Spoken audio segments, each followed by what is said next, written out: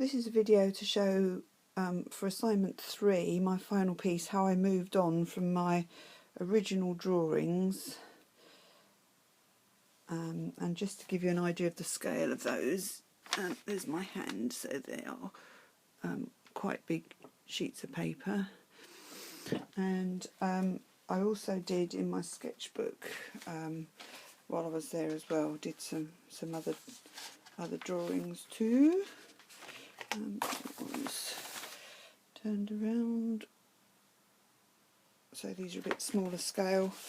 The bricks I particularly like doing, playing around with the telephones a bit and designs, so starting to sort of edit my design down, working on images of dolls. And this when I got home, I worked on another doll which had been given to my daughter when she was much younger, and I did these as short exercises just to loosen up and to try and get myself being a bit more creative and not so focused on the drawing. So I just used my phone to set and just do really quick sketches, and by narrowing it down I began to get to this crop design, which is sort of reminiscent of the way Degas cropped his pictures. And I really like that as a strong design, but I didn't know whether I'd lost the feeling of the sort of the doll being abandoned, which was one of the things that I liked. This drawing I did, and again this was working on the white dress and trying to emphasise that. And I, again, because she was just sort of flopped down, that started to have potential. I thought that one got character and interesting light on it as well, and a bit of sort of pathos to the character, so I was pleased with that one. I also did some experimenting with, again, because I enjoyed the bricks so much and the tones of those, so I started messing around just with pieces of cut up tissue paper and looking at how I might do those with print. And just yeah, giving myself permission to sort of play and be free with them, really. And actually looking at them now, I realised how much I've gone back to a representational design. There's still quite a lot of potential in there to do something more abstract. And these little yellow threads here just happened to be some silk that I picked up from Vanna's factory in Sudbury, which is only just around the corner from the print workshop. But the threads are absolutely glorious. They just shimmer and catch the light. And the idea for that came from my failed trip to the Museum of East Anglian Rural Life, when I wanted to go drawing in the sheds. And I went into the house and there was an embroidery exhibition on, and some of the things they had were postcards that soldiers had sent back from the trenches, where they'd been embroidering messages to their mums and mothers and fathers and sweethearts, and the silk that they'd used to embroider those cards was still as sparkling and clean, pure colours, and the sheen on it was amazing after all those years. So I really liked the way silk worked with all of that, so that was just me messing around with threads of silk, and again in this one too, and I can see now I've returned a little bit to the hatching of the sort of Peter Blake images that I was looking at for the practice piece, and that's just me being me, not being able to tidy up without saving all the bits and sticking them down, but yeah, good fun messing. So I don't know, can you catch the sheen on there? But lovely. And because the threads are woven, I don't know if it's going to pick it up, should do, you get a sort of crimping effect in them, so it's almost like stitching. Yeah, I'm actually, as I'm doing this, I'm thinking there's room to put silk on my final prints, actually. Yeah, might even do that. Anyway, so that was part of the preparation for the final piece. And I also did, where's my design?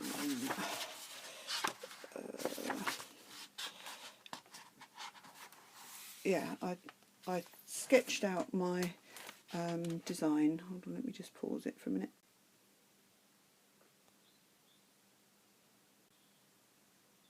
No, I'm completely hopeless. I can't keep myself focused on one sketchbook. I keep flitting between different sketchbooks. So as part of my parallel project, because I'd settled on these doll sort of figures designs, I was looking at some of Picasso's lino cuts and how he had worked with figures, where he'd put the dark lines, where he'd printed dark and light, how he'd covered tones and things. I did this drawing of the doll and the bricks, and this one which was a detail of the dress. And again, this one starting to draw up the design, but also using tissue paper to try and work out where I was going to put my blocks of colour, and tried to move on to something a bit more Picasso and abstract, and just play around with figure shapes and blocks of colour. They came through to the back, which was quite interesting, so I played around with those as well and looked at how he tackled some of his faces. And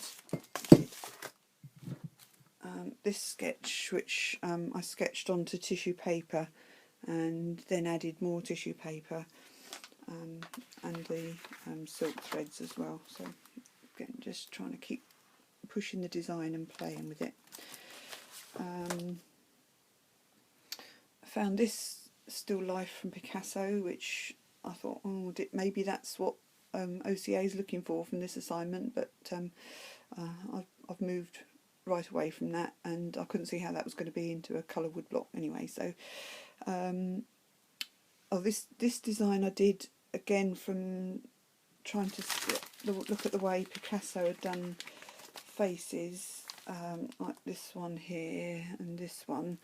So I tried to superimpose the doll and the bricks together and see what I could do with that.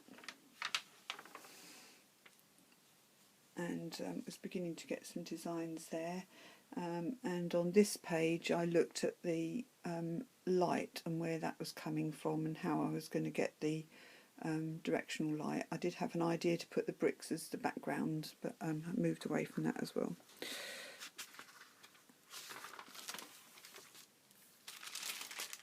And eventually, after all that playing, this was the design that I came up with and which appealed to me. Something that I felt I could work with all the colours, and although it needed a little bit of adjusting and repositioning on the page, I thought this had got a lot going for it. I thought the cropped, I made notes here, but the fact that it was a cropped image was interesting. It got a good mixture of geometrics and fabric shapes, and the bricks were a good opportunity for colour mixing and showing the light, different textures and patterns, different sort of areas of high and low contrast. And I thought the composition worked quite well with this arm down the middle, and that your eye was sort of taken around the picture. So all in all, that seemed to be a good working design. And sorry, yeah, that's where I got to with that sketchbook. So I transferred my design onto sheets and started trying to work out the colours and the overlaps. That's one I didn't use. Yeah, started trying to work out the colours and the overlaps and how the colours would mix on the plate. And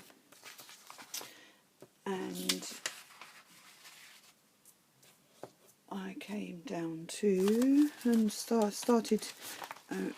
came down to this and started cutting my plate, and then I can't remember why I photocopied it, but I had piles of little photocopies of the picture. I think I was just trying to, oh that's right, I was trying to work out here with the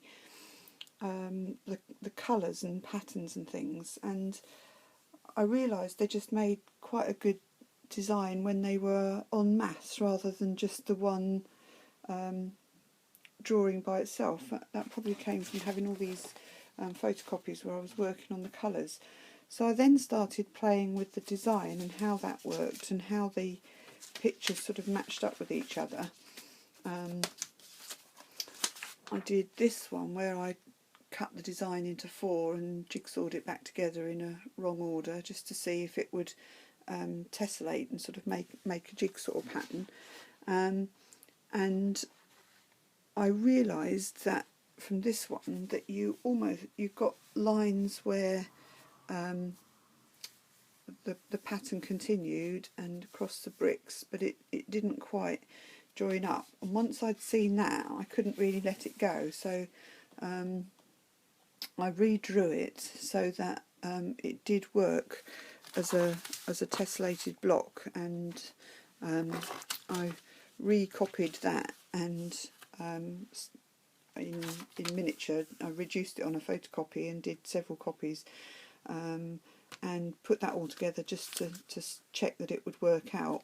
And you started to get these really nice shapes going on here, this sort of S shape here where the hair matched up and the arm lines and the bricks running across. And this one I just coloured in the dark areas just to see that the design was balanced.